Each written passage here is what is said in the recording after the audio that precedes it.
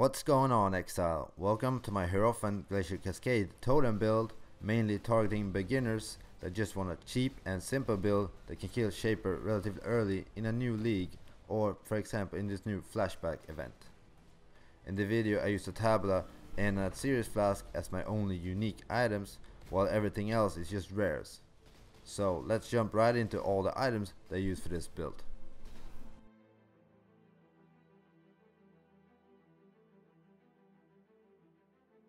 So like I just stated before, my only unique item for this build is the Tabula, and you can get the Tabula by farming humility cards in the Blood Aqueduct area in Act 9.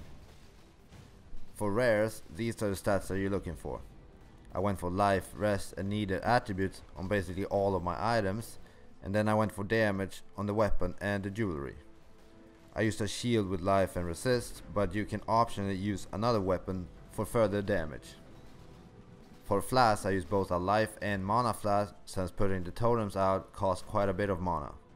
Then I use a diamond flask for the crit chance, and a series flask for some damage, and then lastly a quicksilver flask for the extra movement speed.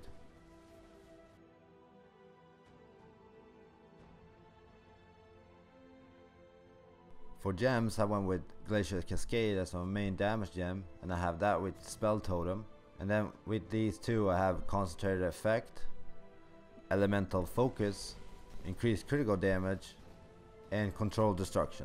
And then in my helm, where I have my aura set up, I use Herald of Ash, Hatred, I have Summon Lightning Golem, and then Enlighten level 3. And before you can afford Enlighten level 3, you can use Herald of Ice instead of Hatred. In my offhand, I use Faster Casting, Frost Bomb, and then Arcane Surge level 5. And the reason I use Arcane Surge level 5 is make sure it gets triggered every time I use Frost Bomb. And in my boots, I used Cast from Damage Taken level 1, Immortal Call level 3, and Feeble level 5 and increased duration. And in my gloves, I use Flame Dash, I use Faster Casting, and Arcane Surge level 7. And it's the same thing there, I use Arcane Surge level 7 to make sure it gets triggered every time I use Flame Dash.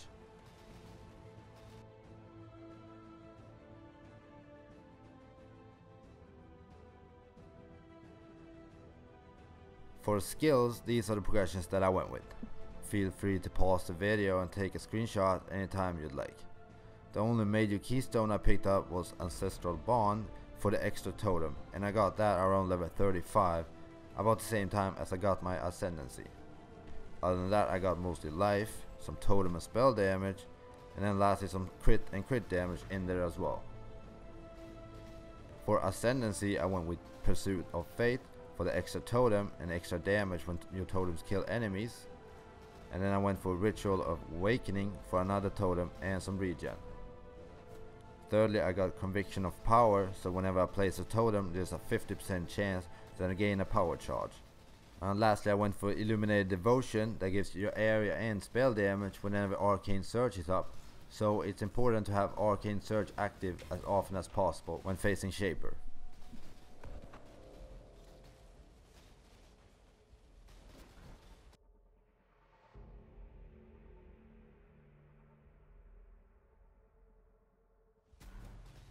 For the Pantheon, you can more or less go with whatever you like and fit with the map mod or the boss that you're doing. For Shaper, I used Soul of Lunaris for the chance to avoid projectiles and to get some dodge chance. For Minor God, I went with Soul of Gruthkul to lower the enemy attack speed if they manage to hit me. And for Bandits, either help Alira or kill them all.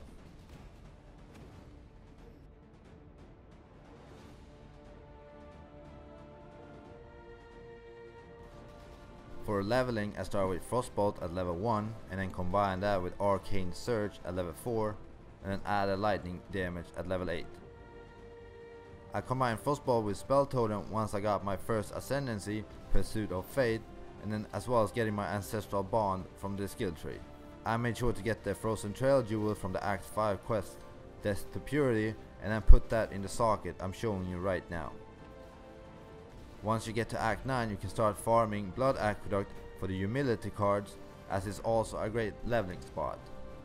Remember, you can hold down control and either click on the waypoint or the portal to reset the instance.